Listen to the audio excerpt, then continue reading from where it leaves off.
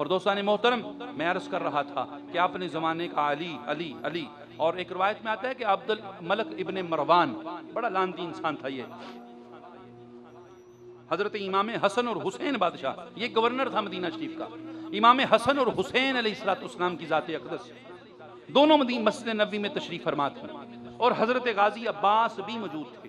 اور غازی عباس کا طریقہ کار یہ تھا، جب دونوں شہزادے اکٹھے ہوتے نا جس جگہ پہ، حضرت غازی عباس اپنے ہاتھ باندھ کے ان کے پیچھے کھڑے ہوتے تھے۔ یہ طریقہ تھا غازی عباس پاک کا۔ عبد الملک ابن مروان نے معاذ اللہ حضرت علی کے متعلق کوئی جملہ کسا، کوئی گستاخی کی، جو پیچھے سے انہیں حکم تھا، کوئی گستاخی کی۔ جیسے ہی گستاخی کی نا، حضرت امام حسین علیہ السلام نے عباس کو حکم کیا، عباس اس کی خبر لو۔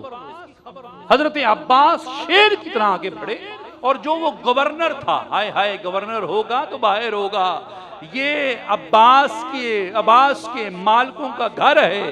عباس آگے بڑھے اور ایک ہاتھ لپک کے عبد الملک ابن مروان کے گریبان کو پکڑا، اور جیسے کتے کو کھینچا جاتا ہے، عباس نے عبد الملک بن مروان کو کھینچا اور مسجد سے باہر لے کے جا رہے ہیں۔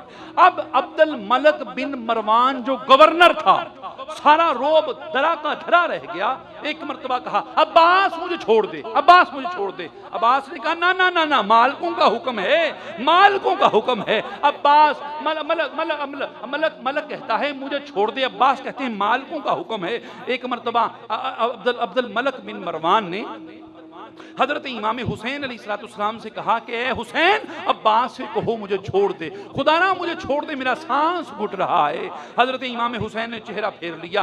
اب عبد الملک بن مروان جانتا تھا کہ حسین جلال علی رکھتے ہیں، اور حسن کا جو انداز ہے وہ مصطفیٰ والا ہے۔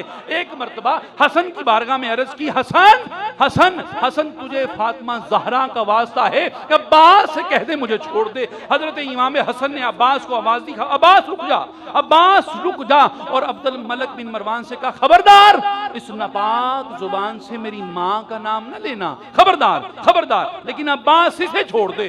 قبلہ راوی کہتا ہے عباس نے عبد الملک بن مروان کا جیسے گریبان چھوڑا، کتے کی طرح بھاگ گیا، پیچھے مڑ کے دیکھا نہیں۔ اسے کہتے ہیں عباس۔